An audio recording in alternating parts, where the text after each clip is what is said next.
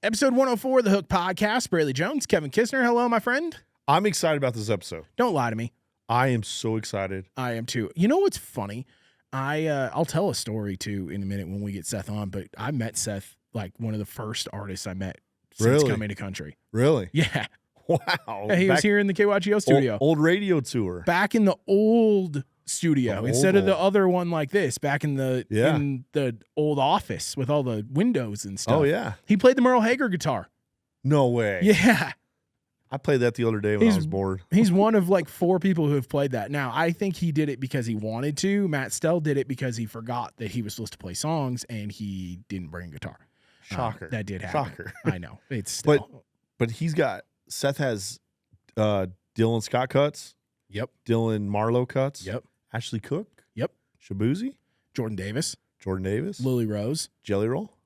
There's so many. We just keep going on. It's crazy how many cuts Seth has, and we're going to dive into them right now. Episode 104 of the Hook Podcast, brought to you by our friends here at 98.5 KYGO, Seth Ennis. Seth Ennis on the show today. How are you, my friend?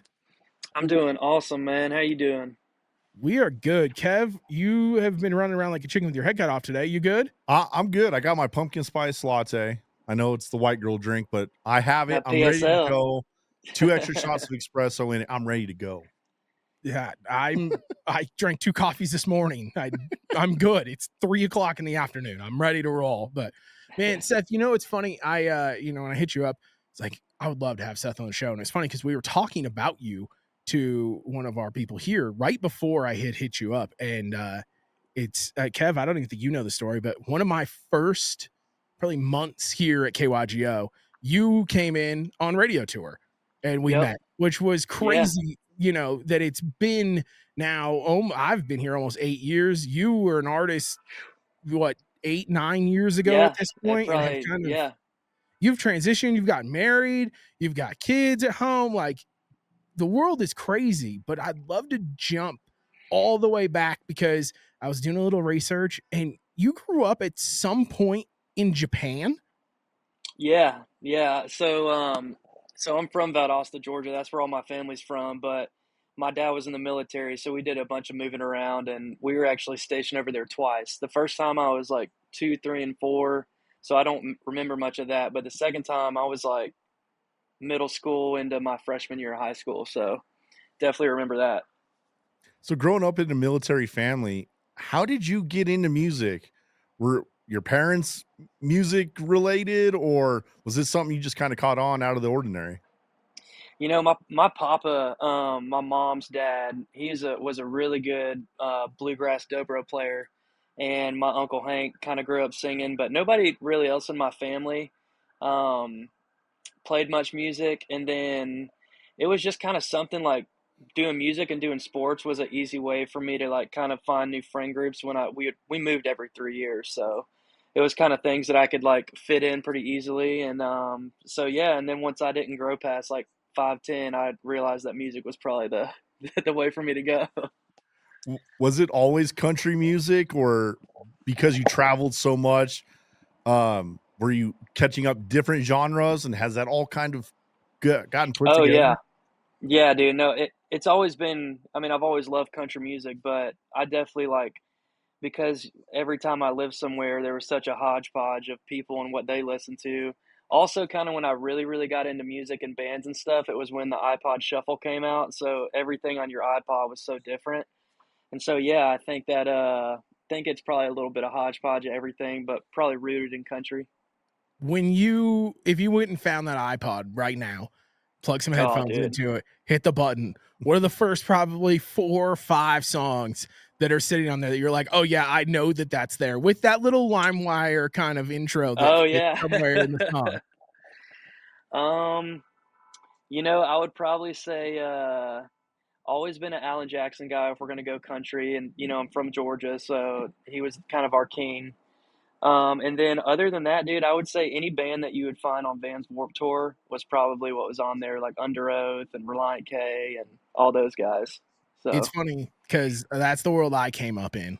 Oh, and yeah. You said Reliant K, it makes me think of a songwriter you probably know in town who was a bass player around town. I saw a video. I was like, Luke's playing bass for Reliant K. Why are my worlds colliding? This is so weird. Oh yeah, you talking about Luke Preston? Yeah. Oh yeah, he's a homie. He's a homie. Yeah, I've known Luke for a long time when he was playing bass for Walker McGuire. If we want to go, Nice. throw back to artist Oh times yeah. with you, Oh man. yeah. When you were in here as an artist, it's always fun when, the labels bring in new artists and people who I'm a fan of, because we're always searching out brand new music. And you can tell when somebody is genuine, and you can tell when somebody's just been put through the ringer of having to go from station to station to station. And I remember us just sitting there and we were all kind of chit-chatting. And what was that time like for you from, coming up in the military family to getting to Nashville, and then the whirlwind of being a signed artist and doing all of that craziness? Yeah, are you talking about like radio tour Yeah. specifically? What was that? Yeah, I mean, it was probably the most like emotionally, mentally, and physically draining part of my life, but like in a really good way. Like I met a lot of really cool people, got to see a lot of really cool places that, I still like have some of those relationships today with, even though I'm not doing the artist thing anymore. Like when I had a song going with Dylan Marlowe and Dylan Scott this past year, there was PDs that I was able to call and help us get some spins up when we were trying to go for number one, and like people that really wanted to see me win. And that's really cool, and I'll cherish that part of my life and what it meant to me, and like those relationships for the rest of my career here. So Well, you mentioned Dylan Marlowe, Dylan Scott. We'll get to that song in a second because that's one of okay. my favorite songs. Oh, That thanks, man. I'm a big Dylan Scott fan, so there's a couple questions there that we have to get to. But talk to us about how you made the transition to Nashville. At what point Yeah. did you know, now I'm making the move? And have you ever been to Nashville prior to that? Yeah, so I actually, let's see, out of college, because I went to Valdosta State in South Georgia, and there was three other guys that we actually moved up to North Carolina first to just kind of. I had a gig where I was playing for another artist at the time, and that's where they were based out of, and so that's where we all moved. And me and two of the other songwriters who actually, they're like my best friends, and they actually just had the Bailey Zimmerman and Luke Combs song together, which is really cool. And we wrote together every single day to just figure out this whole co-writing thing. And then we started kind of taking trips like once every other month or so to Nashville, and just kind of like getting our feet wet and like what the town and layout was going to be like. And then we just decided, we were like, hey, we just need to make the move if we're going to be serious about it. And so we all moved, I guess, in 2014. And yeah, we lived in like a one bedroom apartment and bunk beds, and just went to the bars every night and tried to meet people, and would write with anybody that would write with us. And then about a year into that is when, or a year and a half into that or so, is when I got my first deal and kind of got noticed and signed with Sony. And then that's probably when I came in and saw you guys shortly after that.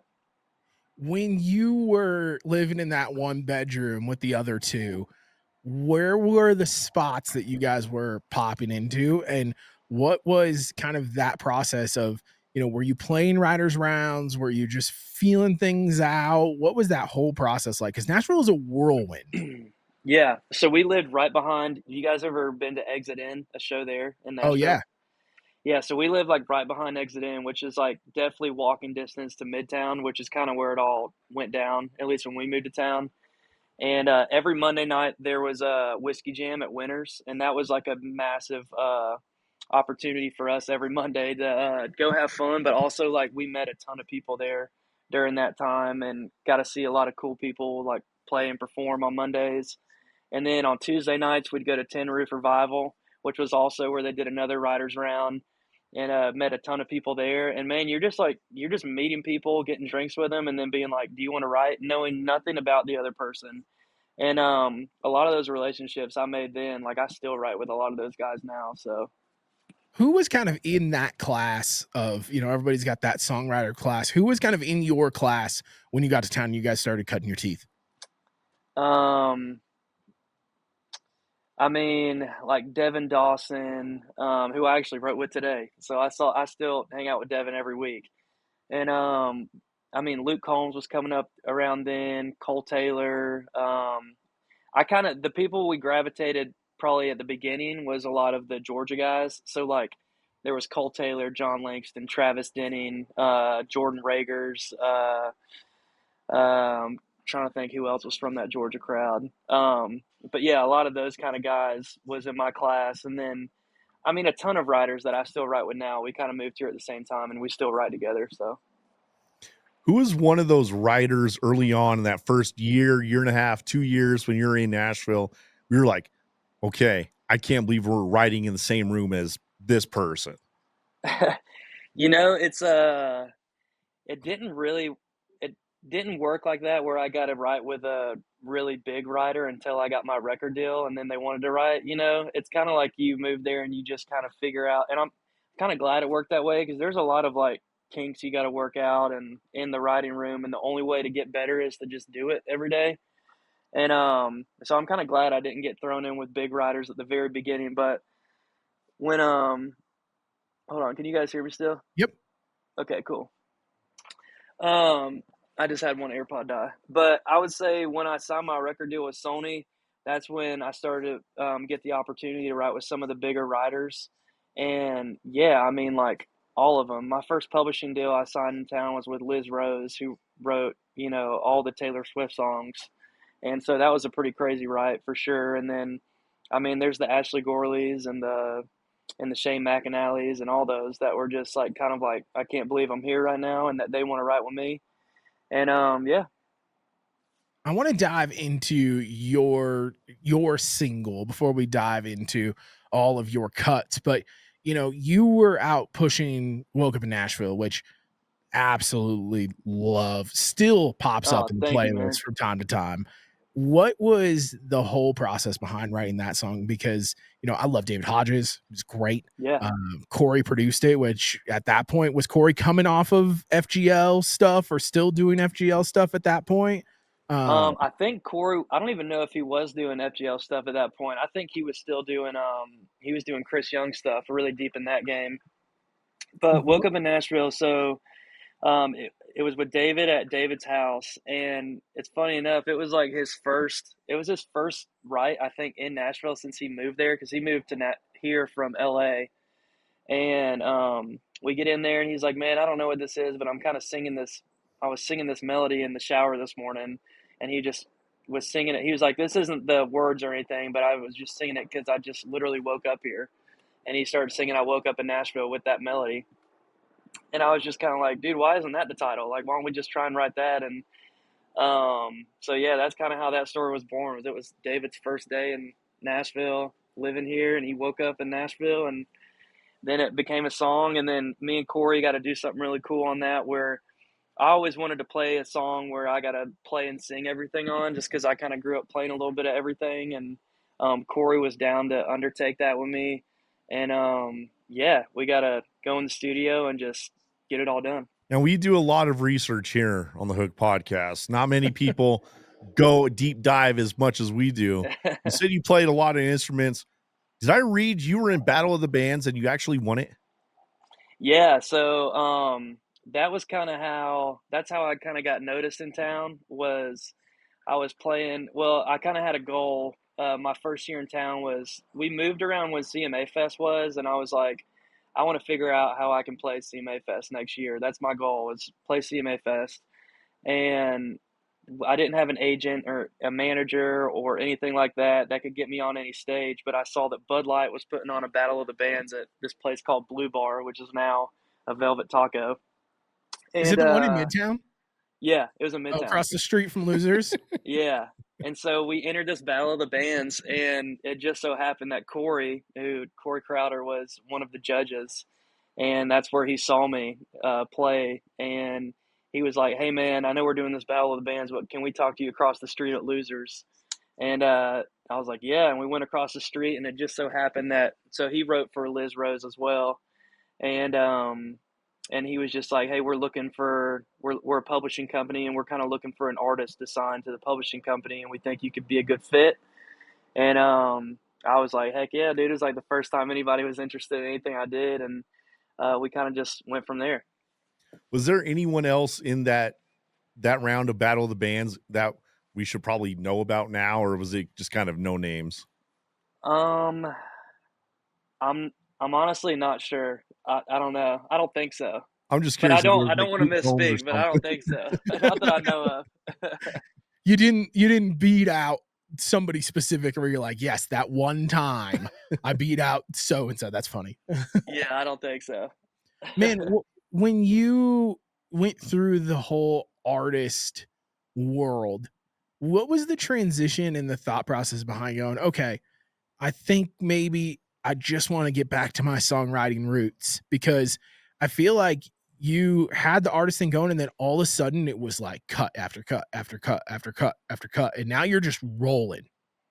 Yeah, I think that always, like, my favorite part of music was the creation process and the writing process. Honestly, when I moved to town, I didn't even know songwriting was like a job that you could do.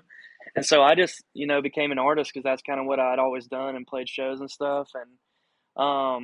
And then, we did Woke Up in Nashville, and dude, I did have a blast. Like, I love touring and I love playing the songs for people and recording them. But it just kind of became a grind, especially with, we kind of entered this new era of social media and kind of promoting yourself through, Instagram and remember Vine and Oh TikTok and yeah. all these things. And it wasn't something I was really good at, and not really something I was interested in being good at. And I just kind of saw it more shifting that way, and I kind of like was pulling back the more as it was going that way into the songwriting world. And then when I left Sony, I just kind of like I made a decision that I was going to commit fully. I didn't want to be half in one thing, half in the other. And so I just made a decision to be fully committed into songwriting. And I felt like that's what I was probably best at. And yeah, made the choice. And honestly, the transition part it was difficult, like, because, there's guys like in town, like Hardy, who, Hardy was known as a songwriter before he became an artist. So if he decided tomorrow he didn't want to be an artist anymore, people would still write with him forever. Um, but for me, it's like I moved to town and the record deal happened quick. And so everybody just knew me as an artist. And so it was hard to kind of make that rebrand because, just to be real, like, people don't want to write with a artist who doesn't have a record deal anymore or lost his record deal. And so that's when I kind of jumped over into a different genre and kind of went back to my Vans Warped Tour roots and wrote with uh, people like the band Camino and stuff, which in turn, I wrote in a different genre where people had no idea that I was an artist before or anything. They just viewed me as a songwriter. And then people in Nashville and artists in Nashville really dug the band Camino stuff, and then saw that I was writing it and was like, wait, what? And then that's kind of got me back in the rooms with some of those writers. And then, yeah, it took a while, but I feel like the transition happened over a couple years. Man, I had a question for you, but I want to jump into the band Camino because Yeah. I've been seeing just live versions of See Through on my TikTok for months. Yeah, Literally dude. had no idea. I can fully admit that, first of all, I didn't even know what the song was. And I just kept singing the chorus and people screaming it for the last however many months. And finally, the other day, I come from that world. I spent 7 years in active rock, and I came up in that Warped Tour world. One of my favorite bands of all time is Amberlin. And Oh, yeah, let's so, go. Paper Thin Hymn, dude. heck yeah, I have Paper Thin Hymn lyrics on the back of my arm, actually. So, Let's go. but I'm super into, the record I've been listening to the most right now is that Knox record. And I love that it's Uh-huh. very like country songwriting with that pop punk sound that we grew up Yeah. with. But I finally, the other day, Spotify played that band Camino song, and I was like, oh, this is that song. And then I hit the credits button and I was like, holy crap. First of all, I didn't know you wrote it. And second of all, I didn't know Elisa was on it. And Elisa's a big friend of the Yeah. podcast and one of my favorite people in the world. Can we dive into that song real quick? Yeah. Yeah. What do you want to know? I want to know everything, like, because the pop world is so different, Yeah. it's Yeah. something that it's a lot closer. Because coming up in the rock world, like, we'd hole up in a studio for a month and a half and spend a bunch of label money, and we would write a record and we cut a record as a band. In the pop world, Yeah. it's a little bit different. It's hip hop's a little bit different, and then country, it's way different. But how did Yeah. that whole thing come to be, and what is the pop world like in comparison to country? Yeah, so they had Ben Camino, those guys were out in Memphis still, and they had actually never co-written before. They had only written as a band, which is probably like what you're talking about, more used to is going in the studio and just figuring it out. And they knew this guy, or they met this guy that that a bunch of songwriters in town were friends with, and the guy was kind of just like his name is Jameson Roper. He's a good friend of mine, and he was just like, "Hey, do you guys want to come to Nashville?" And we just were kind of fans of the band and try co-writing out. He was like, "I know a lot of writers in town, and I can set you up with some writes." And they were like, "Sure," you know. And they came to town, and their first write was with me and George Schmidt, who Jordan is now their producer. And we wrote this song called Daphne Blue, which is like turned out to be one of their big songs. And um, yeah, after that kind of went well for them, and they really liked the co-writing process. They just kind of really like dove all the way into the whole Nashville style co-writing, turning a phrase, turning a hook, and then putting their sound on it. And then Jordan producing it. He also comes from like that kind of background. Um, and then yeah, the guys moved here, and we just started writing a bunch together.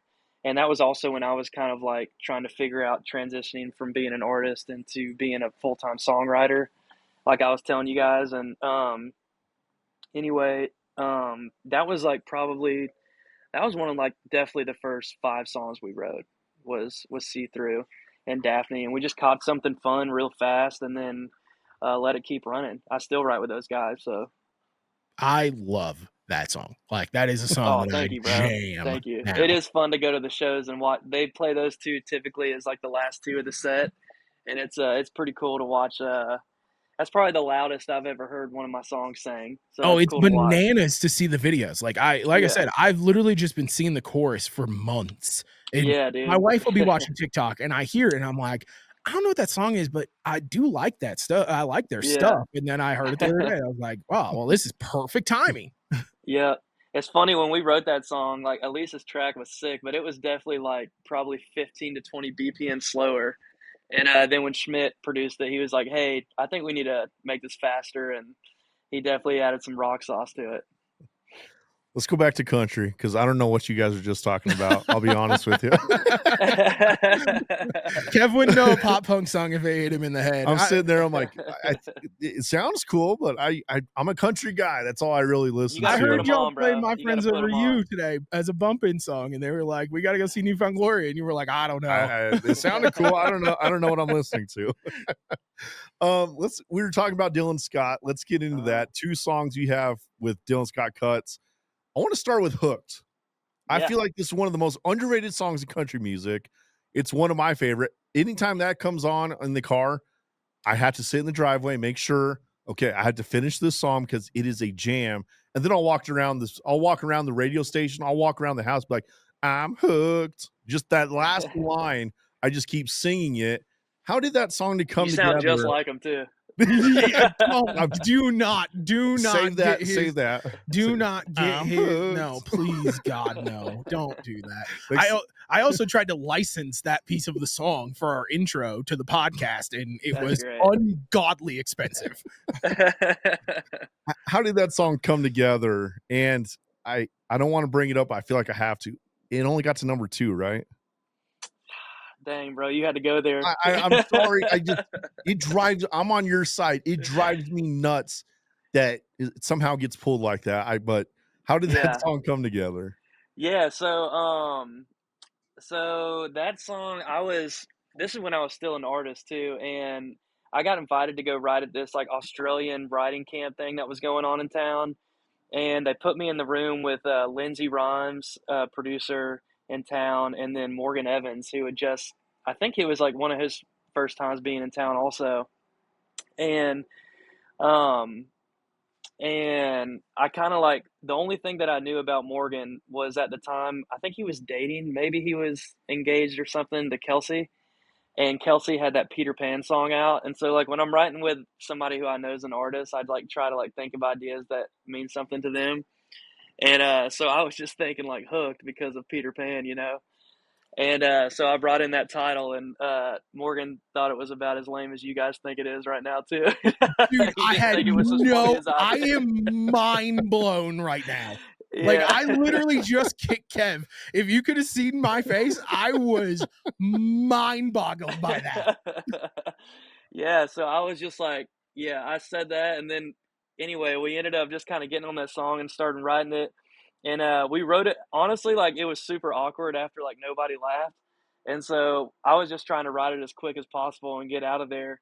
And then honestly it kind of turned into a banger. And if y'all heard the demo with Morgan singing it, like he absolutely slays it also. Like just like Dylan does.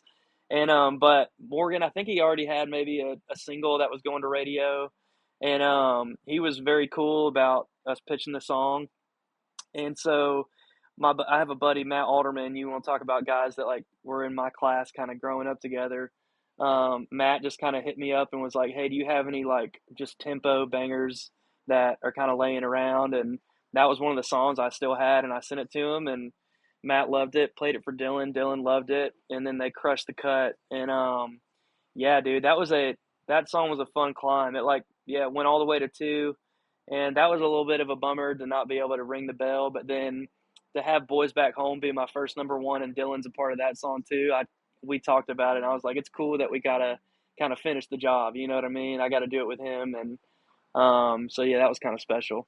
That one sits up there in the list of songs that make me mad that they were number 2. That one and Mama's House, Dustin Lynch. Those are the 2 Yeah. that we did a whole episode on number 2s actually at one point. I mean, what about Girl Crush? Yeah, I mean, Girl one of the Crush. biggest songs ever. Kiss Wasn't House That Built Me not a Yeah. #1 also? Which is insane to me. You Kiss know, a those are Girl, song of the year. Kiss a Girl, Keith Urban, my all-time favorite. Yeah, do you man. remember what beat you out and what was underneath you that jumped you? Oh yeah. It was Sunrise, Sunburn, Sunset, Repeat. Luke Bryan.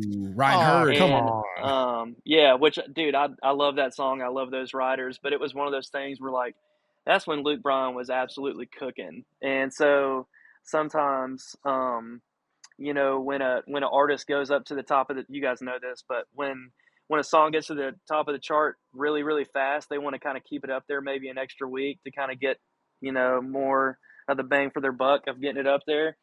And that was one of those. I think it went up in like 14 weeks or something like that, and they wanted to hang around in that spot. And that would be like in today's times, that would be like having a #2 and trying to beat out Morgan probably. That 14 weeks is actually crazy. That's I fast. think Especially that's at what it that was. point. Y'all gonna have to fact check me on that, but it was something crazy, man. Especially at that point, because Jameson Rogers was still probably sitting at 25 with some girls.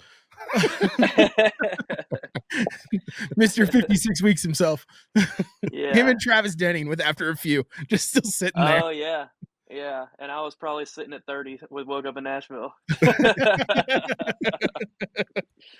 I want to talk about Boys Back Home because Dylan was actually part of one of our concerts here in town, Dylan Marlowe, and he got up there and sang that. And I'm like, dude, you sound probably better live than you do in the studio singing that song. Mhm. It's a banger. The crowd gets going. How did that song to come together? And then how did Dylan Scott end up on that as well? Like, was it written as a duet, or how did that all come together? Yeah, so that song, so Dylan's producer, Joe Fox, he was also writing at Liz Rose, which is the company I was at. And he had been telling me about Dylan, and then also random, but Dylan's from where my wife is from. So I had people in my wife's family like asking me if I'd met this Dylan Marlowe guy yet. And I hadn't. And then when Joe had started talking to me about him, I was like, okay, we need to get in and do it right. And we did one, and that was our first song we ever wrote together, was Boys Back Home. And honestly, like it just kind of sat there for a while, and we knew it needed a duet, but we just like they couldn't find the right person for it, or wasn't the right timing. And then I think Dylan was going on tour with Dylan, and that's when they were like, okay, this makes sense for us to, you know, do the 2 Dylans for the duet, and so that they could sing it every night together. And honestly, it was the perfect choice for it. Honestly, I wanted it to be like a bunch of boys on there. I was like thinking like, remember when a couple years ago when they did, was it Small Town Throwdown, and there was like 3 Yeah. or 4 guys on there? I was like, I feel like Boys Back Home could just be like a party, you know? Or like But Hicks also, tapes, like that one, yeah, like all exactly. the Hicks tapes records. Yeah, but honestly, like it was Dylan hadn't had a hit yet. This was his first single, so I think if he did it now, he probably would have a lot more people on it. But Dylan was perfect for it with them going on tour. Did you have anyone else in mind to go? Like, if there was a third person on there, did you have someone in mind? No one in mind, but I'll tell you this: if there was a third person that could be added, it would be Russell Dickerson. That dude is obsessed with that song. He texted me about Boys Back Home, and I think he even went out and did like the music video, even though he's not on the song. He like went out to Dylan's and like he's in the music video just because he's such a fan of it. So definitely, if there was a third guy, if it wasn't Russell, he would probably riot. So. That would be the perfect guy for that. We love Russ. We love Russ. when you wrote that song, it just starts with lyrics. Boom. Yeah. Here's to the, was there a reason? Was that planned, or was there kind of an instrumental to lead into it? Honestly, I don't remember how we started it, but I think it probably, if I had to guess, it probably was like we wrote the chorus and then started writing verse, and we were like, dude, we should just come out the gate with the chorus. It was probably like during the write that we thought about that. If you were to go look at my top played songs of last year and or records, if you look at my top played records of last year, that Dylan Marlowe record is probably in the top 3. It's a sick record, right? Yeah. Oh, dude. Him and Joe crushed it, man. Joe is one of my favorite producers right now. Joe and Lindsay Rhymes are 2 of my favorite producers right now. But so you like stuff that slams? Oh, for sure. Oh yeah. Oh yeah, you're a Vans Warped Tour guy. So 100%. Yeah. And when the record came out, I want to dive into as many of the cuts you've got on there, but Deer on the Wall, because the concept for that, I explained it to somebody earlier because we were talking about it, and I explained it, and they were like, "Oh, that's actually really cool." I'm like, if you heard it, you love it. Can we just talk about your time writing for that record with Dylan and dive into Deer on the Wall? Yeah, dude. So I think that, like, obviously me and Joe were really close. And so at first it started with like kind of doing a write to help out Joe. And then it became like, after I was around Dylan, I was like, this dude's special. Like, he's got something going on. And a lot of times, like, you kind of wait for the label thing to happen and you wait for the hit to happen. So you have like a pathway as a writer to success. But Dylan, it was like just one of those where I was like, I want to make a bet on this guy, and I just want to like get in early, and I'm glad I did, because he's awesome, and he's a really good songwriter too. And so it was just fun writing songs with him. Him and Joe like went away to Gatlinburg for a week or a weekend or something like that, and just that's where we wrote Empty Shotgun and There Goes That weekend. And then let's see, Deer on the Wall, that was Dylan's idea. We wrote that with Zach Aubin. And I think that was like a real conversation that Dylan had with his wife, Natalie. Like, maybe they were engaged or getting married or something like that. And they had talked about all the deer he had. And that was like an idea he kind of came in with. And it's always fun when the artist comes in with the idea, because then you can really just like immerse yourself in their story and what they're trying to do. And so makes it definitely easier. The park the boat out back in your car in my drive is as somebody who grew up in a small town, like, you don't park in your buddy's dad's parking spot. You don't park in his boat parking spot when you head over to their house. Like, that was we did a whole breakdown of the record. We sat down and listened to it and went song by song and did a whole episode on the record. And really? Nice. Oh yeah, I gotta go check it out. That's one of our favorite things to do, actually. We love to sit down and just like break down records, and Kev dives into the lyrics and the concept, and I love production. And so I sit there and we nerd out for an hour and have a great time. With Dylan, it's funny that you say that, you made a bet on the guy. We had Dylan here, like Kiz was talking about, and we did a meet and greet, and he's up there playing songs, and he's like, what do you want me to play? And nobody said anything because the fans were kind of freaking out. We're in this little room at an amphitheater. And so we threw out a couple of songs and he played. And then after, we were going to do an interview in the bus. And so I went to the bus with him waiting for our morning show. And we get in there. He's like, hey, man, you want a beer? You need something to drink? You want to play Madden? We got 10 minutes. You want to hang out? Like, I'm just like, this is the best.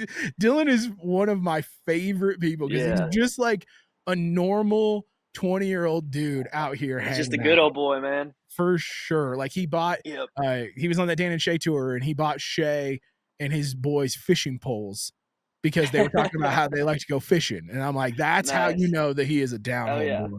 Yeah, with man. the record coming out and it Boys Back Home doing what it was doing and how the record was received, and then all of a sudden Dylan teases Picture Perfect. And I didn't know that it could get better. And then he teases it on TikTok and he's just sitting there playing it. And I go, dang, are they going to abandon this so fast? Because this is a smash. Can we dive into that one too? Because as a married guy, like I love that song. Yeah, I need you to go tell his label that too. I got you. So yeah, that song was, so we had a write scheduled and it was kind of like all Dylan's like guys. It was supposed to be me, Dylan, Dallas Davidson, and Joe Fox. And so we kind of knew that we were definitely writing for Dylan and we knew they were looking for a single, so we kind of knew the job, you know. And then Dylan, the night before, this is when Boys Back Home was like top 10, top 5 or something like that. And then he got asked to fill in for an artist that had to drop off of some guitar pull at a radio show. And you guys know how those go, like, especially when you're top 10, like you go do that to go do the favor so that they help you with the spins. And so we were like, especially me and Joe, because we're on Boys Back Home, we're like, bro, go do it, you know? And so I kind of thought the day was going to be a wash and we were just going to cancel. And then Dallas was like, nah, boys, let's still get up and write for Dylan. So me, Dallas, and Joe got up and we just thought about Dylan and kind of where he was in life at the time. And he was about to get married. And I knew that they were buying a house, so that they were getting land somewhere. And it was just kind of a title I had. And we just started, I think we wrote like a little bit, a version of what the verse is now. And then we wrote the chorus and we sent it to Dylan. And he was like, dude, I'm obsessed with this. I definitely want to like finish this and put it out on me.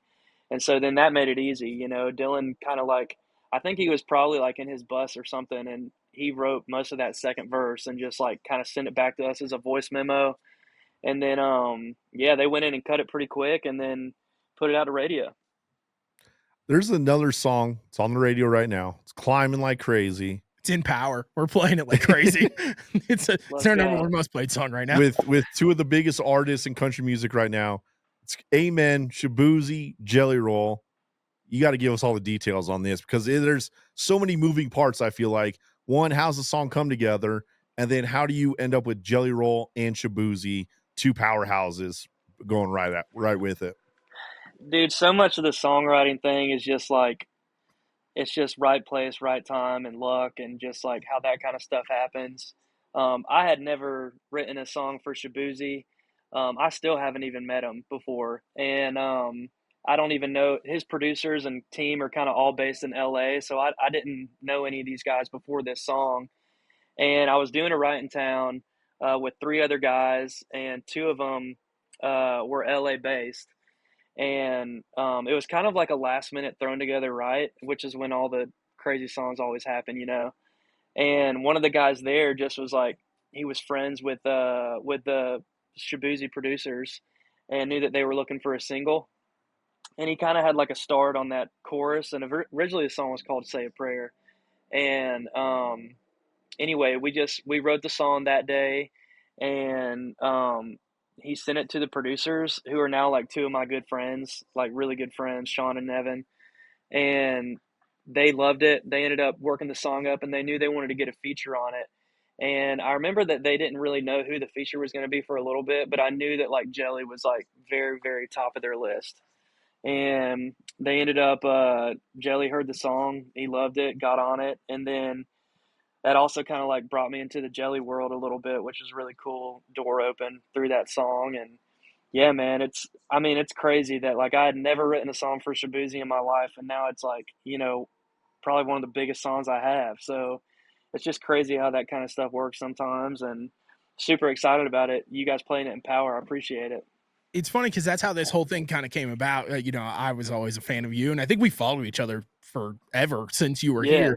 And you had posted your publishing company had posted the ad board from Amen, and I literally at that exact second was playing it on the air. I was filling. Oh, really? I was playing it, and I was like, "Hey, man, playing it," and you were like, "Again," and I was like, "Man, we gotta have you on. Like, we gotta have you on. Man. We gotta talk about it." So this is the dumbest feature of this show that we've been doing lately. And it all stemmed from this stupid video that we've explained a couple of times. But we started this with Ben Williams 6 episodes ago. And I don't know if you know Ben Williams at all, but Yeah. Oh what a yeah. character. One of our Also, best friends. crazy connection real quick.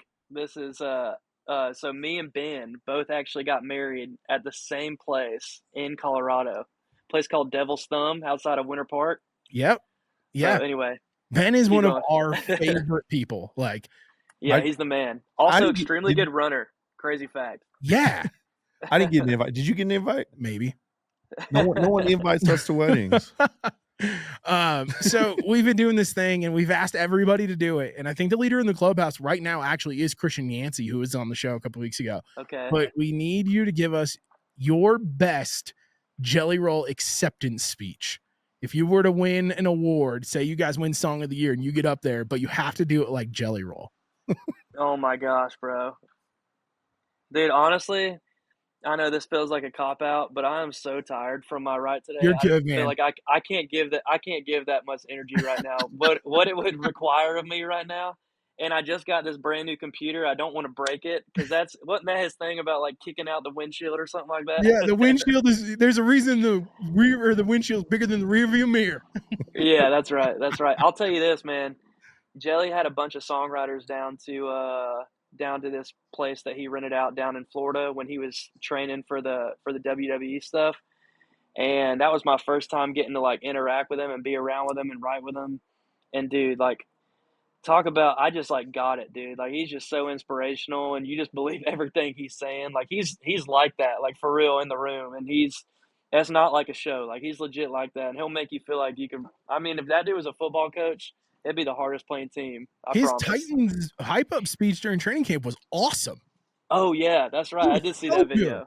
He's Yeah, like, he's you like gotta that, get to bro. know your Yeah. position group's grandmas or something. Yeah, like dude. that. It was awesome. Yeah, man. He's like that. Do you got a fun Jelly Roll story that you can share with us on the air?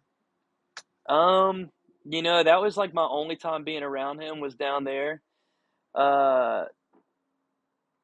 So yeah, I don't know if there's like a funny story I have. I just like got to see like what he was all about, and I saw his work ethic. Like, dude, he was at that training facility every day, and then would leave. I'm talking like bruised up because they're throwing him through. I remember it was like the time when he was rehearsing something where he got thrown through a table or something like that, and he would just do it over and over every day, and just like he would come back and he'd be writing with us while getting treatment on his body to like try and get better for the next day of training. And yeah, the dude is like that. He's just built different for real. As you were an artist and you've been through, Boys Back Home, and you've had a number 2 at one point, you had 2 songs go for ads in the same week, which is kind of bananas. As somebody who's spent 15 years in radio, like that's pretty crazy. When you looked at that week going, oh, we're going to have Ashley Cook and Shaboozey at the same time, what was that kind of realization like? Dude, I mean, it's special, man. Like it's cool. I've been here 11 years and there's been a lot of really high highs and a lot of really low lows. And so, I've just kind of like, I've kind of trained my emotions to just kind of be steady through all of them. And that's kind of the best way I've found to operate. And so honestly, like, I mean, it was special. It was awesome, like really cool moment. But then I also know that the week before I lost a single at radio. So, it's just like, that's just how it goes here, especially as a songwriter. There's so much out of our control with all of it. So I just try and keep my head down and just keep plugging away and try and get more ad dates. That's all I can do is all that we can do as songwriters is write the best possible song and hope it gets cut, and maybe send it to an artist. If they're not on the song, send it to an artist and try and get them to cut it. But then after the song's cut, man, like it's completely out of our hands. So I try to not like, obviously I'm excited. I don't want to sound ungrateful about that because that's super cool. But, it's just like kind of how I have to keep my mental, For sure. Are you a chart watcher? Do you need to join No. the Well, okay, you don't have to join the support group that My we're gonna wife start. is. My wife Okay. is. Yeah, so she lets me know, and I'm like, "Yo, I don't wanna know. Like, don't tell me." I won't name any songwriters, but I had 2 songwriters text me within 5 minutes of each other this morning asking me about their songs that they have right now. Oh, really?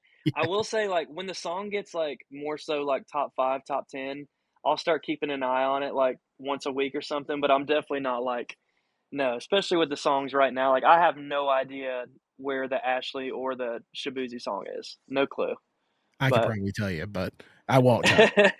I won't spoil it for you. just tell me Uh, they're doing good. yes, and, talking about Ashley Cook, our boss here, our program director, I told him that you were gonna be on the show, and you've met him before. If I told you who he was, you'd be like, "Oh, I've met him before." He's a massive songwriting fan, and a big reason why we ended up back here at KYGO, even though we've worked here forever. But he said, "Man, let me tell you, that Ashley Cook song," he's like, "when it goes, it's gonna go. Like, be Let's prepared go, because dude. it is going to go." I want to dive into that song Mhm. because she's the queen of teasing songs on the internet, and Dude, she how slays it. it She is slays it. crazy. Yeah, But all the stuff that she's really, really good at with all that stuff is when I was an artist is what I was terrible at, okay? for Like, sure, that's what it should look like is what she does. and she's Um, great live, and mhm. she's an Yeah, incredible human. Couldn't be yeah, nicer. I want to dive into the hell you are because that going with hell in a title is a little scary. yeah, We've seen that with yeah, Give Heaven Some Hell, but yeah. she's done such a great job and she has such a handle on her fan base and how her music comes out. And they just announced the record and you've got multiple cuts on there. But I'd love to dive into the hell you are and give us what your favorite song out of all the ones you have on the upcoming record is. Yeah, dude. So I had never worked with Ashley until this record cycle, and then they asked me. She was doing a couple like really close to town but out of town retreats at like lake houses and stuff, and just inviting a couple of her favorite writers out. And yeah, she brought me out to the first one she did, and we wrote I want to say swear words at that one, and this other one that's coming out called Baby Blues. We wrote at that trip, and we all knew that they were looking for a single, and that was kind of like we talked about earlier. Like that was the job, was like try and get this single. And so then they scheduled another retreat with a lot of the same people, and then it's funny because Joe Fox, who we were talking about with Dylan, he went to all these with me, and we were like, well, dude, we can't not go. Like we have to keep going until like we get this thing. Like it was almost became like a competition of like we have to get this this song that they're looking for. And so we went back and then we wrote a couple more songs that are on the record. And it's funny, it ended up like filling out the record with a lot of these lake house retreats we did. And then they asked for a third one.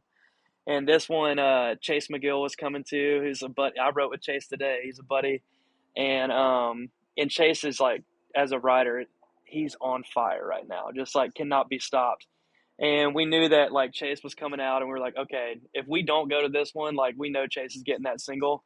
And so we showed up again. It was our third Asher retreat, and also like it's not like it was like a terrible time. Like we were writing great songs, we were having a great time. She's awesome and like super hospitable with her whole team and everything. And um, so that was the retreat. That third one with Chase was when we wrote "The Hell You Are," and I'm pretty sure I think it was a Chase title, and it had like a flip on it. And Ashley loves like a good Nashville flip, and it was kind of related a little bit to a story she was telling us about something she was going through, and um, also like just sonically, like we knew, especially like y'all know how hard it is for females in country sometimes at radio, and we knew it needed to be something that like encompassed like Ashley's sound, but also something that pushed a little bit sonically into a different kind of lane for Ashley to give her a little bit of identity with the song.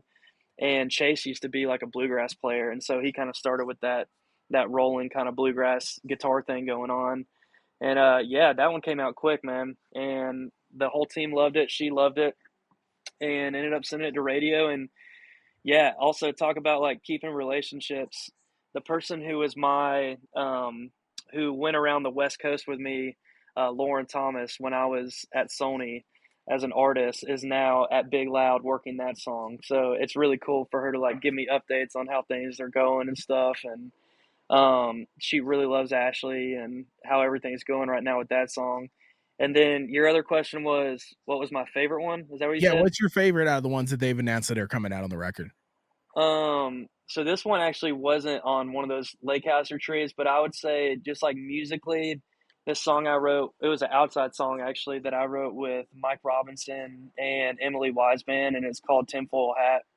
And that one's just like, I think it was really fun writing because it's kind of like this song that gets panicky in the chorus about her just like assuming these things from just a picture she sees. And so we tried something different where kind of the chorus, the tempo speeds up throughout the chorus, like with her brain kind of as she's singing it. And I just thought like musically it was really cool and a fun song to write. There's a bunch of tempo change in it, and Ashley loved it, and she like kept the integrity of that. And yeah, I think it's like reacting well for her. So And then didn't she tease like 2 different versions of Tinfoil Hat? yeah, so I think the the one she's calling the panic attack version is the original. Like that's how we wrote the song. And then I think that I'm not sure what happened or what decision was made where they wanted to do one where there was none of the tempo changes, where it's just a little bit more maybe digestible. And so they cut 2 different versions of it. And honestly, like good on her to stick her ground and want to like put out both versions and try and do something a little bit different. It's funny. She was teasing it the other day, and she said, when you see your ex-boyfriend in a photo with a new girl for the first time, and then she cut to it, Yeah. and then the next Instagram story I saw was her ex-boyfriend with a new girl, and I started laughing. That's hilarious. I was like, I don't know if that was on purpose, but that was really funny. That's funny. Man, there's so many cuts that you have that I love, but I want to dive into something just super random that people are going to be like, oh, I didn't even know that song existed. I love the first Jordan Davis record, and Oh, let's go. just Yeah. that is a record that I play a ton still to this day. I mean, Yeah. sonically, it's great. Paul crushed it, but Mhm. you had a track on there which I didn't know you wrote either, and I was like, "Holy crap, I love that." How was that process writing with Jordan? And because he wasn't Jordan Davis at that point, right? No, man. That was dude, it's funny enough, that is the only song that me and Jordan have ever written together, was that song. And so I have 100% batting average right now. Heck But, yeah. but yeah, that was our first time we had written together, and that had to be when I was still dude, that might have been before I was even doing artist stuff or when I was still trying to get it off the ground. I don't Yeah, even because I remember, wasn't but here when that record came out, because I remember they yeah. sent to my old station the physical CDs, and I So that still might have have been one. yeah, that might have been before I even had a deal, man, and he had just kinda gotten started and just got signed over at Universal, and, that was when I was writing for Liz, and we wrote that with Jeff Middleton. He wrote "Drowns the Whiskey" for Miranda and Jason Aldean. And yeah, dude, that was a I mean, it was just like it's funny, man. It's like a lot of these rides, like they just kind of feel like normal days a lot of times, and then some of those normal days can change your life, you know. And I just remember from that day just really liking Jordan as a dude, and I really liked the song we wrote. And then he put it out, but you kind of at the moment you don't think too much of it. You're just like, this is a cool cut, and it says "damn" in it like 100 times, so it probably wasn't going to be a single, but it was a really cool song. And now that he is like what he is, it's even cooler to look back and be like proud of that song. And like, yeah, I got to be on Jordan Davis's first record. So What's cool about that song too is like that record is kind of funny to me because the 2 biggest songs on the record don't fit on the record, which is interesting. Like the 2 biggest hits that he had there were the ones that just don't fit on that record whatsoever. There's just this different vibe to it, and I was think it "Take that It From Me" and singles you up. yep, that's right. Yeah. And those were kind of like more like Sam Hunt, like pop country kind of Yeah. deal. Yeah, And that's then there's right. like Dream You Did, which is just a smash, and Tough to Yeah, Tie Down, a smash.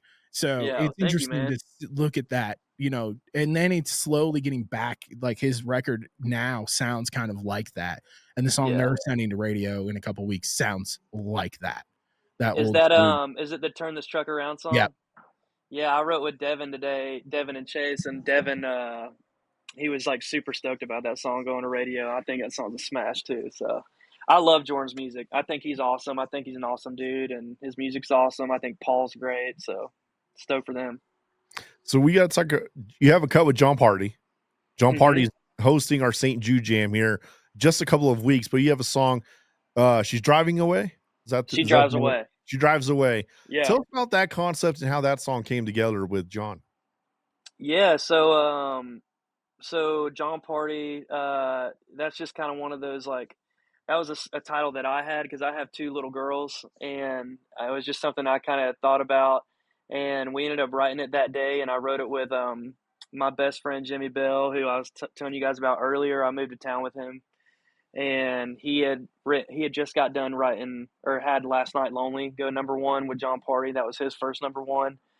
And so we kind of like geared it towards John, and then just so happened like John was also a girl dad, so it kind of like really spoke to him when they sent it over his way, and he was looking for a record or songs for the record. And yeah, man, it's just like super special in a couple ways. Like, one, it's about my girls and about his girls for him, and then two, he cut that record with Jay Joyce, who is like, I'm a big Eric Church guy, and so he cut a lot of my favorite records that like made me who I am as a writer today. And so that was a really cool thing that I got a song that Jay Joyce produced, and then also just being with Jimmy, who's my best friend since I was like in high school. So it was our first big cut together, and yeah, man, super stoked about that one. And then you have another song that was on Cole Swindell's latest album, 99 Problems. And Yeah. Fun title. I think it might throw a lot of people off. But 1999 Problems. Tell us about that concept. Yeah, so I have this group on Wednesdays. We write together. Do you guys know the Peach Pickers kind of deal? It's like Dallas, Rhett, and Ben Hayslip. I kind of have we have our own version of that we write on Wednesdays, and it's me, Jordan Reynolds, Jordan Minton, and Devin Dawson, and we write every Wednesday. And that was one. I'm pretty sure that they had come up with that idea. That's right. They had a retreat down at the beach that I couldn't make it to, so it was those three guys, and they had kind of come up with that concept down there at the beach, brought it back to one of our Wednesdays, and yeah, we wrote that one. Came out pretty quick too, just because we're all around the same age, and we were all about 10 or 11 or 12 years old around 1999, and so that's kind of what the song's about. Is just like problems you had when you were that age. So it came out pretty quick. Man, before we let you go, we have to talk about this Avery Anna song because you wrote it with two of our good friends, Jamie and Blake. And Jamie is actually one of our very good friends. Spent my 30th birthday with Jamie in Vegas at a club with a $17,000 bar tab with bottle service that got comped because somebody knows somebody. It's a whole thing. But Jamie, literally, I was texting Jamie yesterday. Man, and then Kelly Clarkson sings this song, and all we hear about Avery is that she is true to who she is and that she's a phenomenal songwriter. What was it like for that one? Because that's kind of out of your normal lane. Which song is this? Is it It's Just Raining? It's Just Raining. Yeah. Yeah. So I had been working with Avery for a long time. I'm pretty sure she was still a teenager when I started working with her, and she's just got a special voice. Like, her voice is, I mean, it's crazy. Even since she was that young, was just so good. She was so good on a mic, and then also she brought in these poems that she would write that weren't really songs. They were just poems that she would write, and then we would try and turn those into songs, which was just a unique way of making music.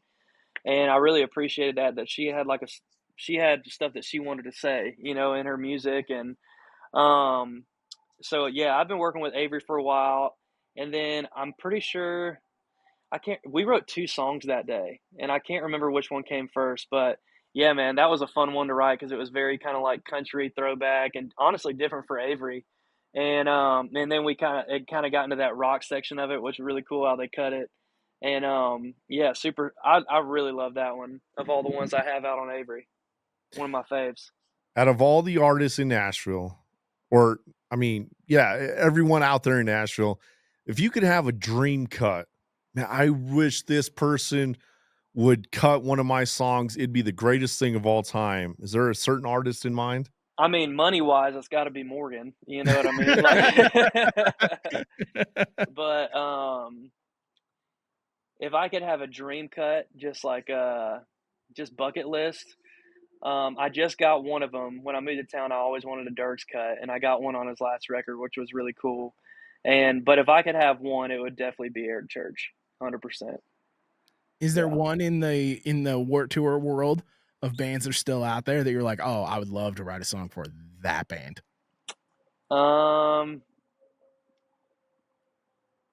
Dude, I don't even know. I don't even know who's still a band from that era. Everybody you know? is now. All of a sudden, everybody's back. Maybe like, oh yeah, maybe like I don't know, maybe like Blink-182 or something. Oh, That'd that be a would good be one. awesome. That would be Yeah. awesome. Dream cut or dream right, not dream cut, dream right. You plus 3, so 25% each. Still Yeah. good payday. Any artists, songwriters out there? I mean, it could be any genre. I mean, we had Josh Phillips on. He said Eminem and Hardy. I thought that was Yeah, one that of the was most interesting. Oh, coolest ones. nice. That's a good one. Is there a dream right that you would love to have? Honestly, man, it's that Wednesday. It's that Wednesday that I write with those 3 guys, with Jordan Minton, Jordan Reynolds, and Devin. Like, I know that might sound cheesy, but you No. know, when I write with those guys, like we truly feel like a band, and like how it feels like innocent, like how it felt when I was making music in basements with bands and stuff, of just like really good friends that all like love the same kind of music, and we aren't scared to be creative, and we're not just chasing a hit all the time. We're just like really trying to create and do something cool. And it being like the middle of our week, we always call it like our anchor right, because no matter how good or bad our Monday and Tuesdays going, and you know, Thursday, Friday goes, like that Wednesday is always there. And it's just kind of like a reminder of like why we make music and started making it in the first place. And so yeah, dude, I'm gonna just say my dream rides with those boys, with the I fellas. like it. Do you get when you have the best ideas in your phone? Are you kind of saving them for those Wednesday rides, or? Man, it just kind of depends. A lot of time, like if I have an idea that I know I want it to be written right, I'm never scared to bring it into that room ever, because I know we'll keep going until we get it right. Is there something that you guys have written lately that, you know, maybe is on the way that you're like, oh yeah, we're really proud of that one out of this Wednesday, right? Oh yeah, we got a bunch. We got a bunch coming that I think might be out soon. I mean, we wrote that 99 Problem song together, which I'm really proud of. Me and 2 of the guys wrote that Well Well Whiskey song for Dirks I was telling you about. I'm really proud of. And yeah, we got a lot of other stuff coming. Man, I'm excited to watch these 2 fly up the charts. I'm excited to see how many more you got coming. You know, we're always going to be a fan of Thanks, you. man. You're welcome here anytime, and we appreciate you for jumping on, man. We're really course, excited to dude. see what's next. And when you ring the bell, you got to Yes. come back on. That's the thing. After a little All bit, right, after you dude. have a couple more, ring the bell. You got to come back on. We got to catch back up. Sounds good, bro. You got it. Kev, it's always great to have somebody on the show who loves country music as much as we do, and that dude is on fire right now. He's it's on the crazy. rise. For anybody out there who doesn't understand how hard it is to have 2 singles at country radio at the same time, that's insanity. There's not many people who have 2 singles at country radio at the same time. I think we might be the only podcast that's had songwriters on that have had multiple singles before, Correct. like on the charts at the same time. We're the only podcast out there in the entire world. We're the only podcast out there. If you're listening to a Songwriter podcast, it should be the Hook podcast. Kev, such a great time with Seth Ennis. Lots of cool stuff coming up on the show. If you haven't gone back and checked out, if this is your first time checking out the Hook podcast, jump back to episode 100. Listen to our buddy Ben Williams. Go to 101 and talk to Ben, or listen to Ben Johnson and Heath Warren, and shout out to everybody out there who's been new to the podcast, listening to the podcast. We've had one of the biggest months in a long time, even though we were gone for 8 months. One of the biggest months of the Hook podcast, and we have a ton of new listeners out there. So thank you, thank you, thank you. You know the best part about this episode? What? He said I sound like Dylan Scott. I don't know if you saw that in the episode because I might have cut it out. Producer Dan, will you cut that part out, Nope. please? I really Leave that appreciate it. For Brailey Jones, it's Kevin Kissner, Dan Behind the Glass. We are the Hook Podcast, brought to you by our friends here in 98.5 KYGO. Check us out. Hooked. Oh, jeez. Check us out anywhere online, anywhere you listen to podcasts. Just search the Hook Podcast, and you can follow us on Instagram at the Hook Pod.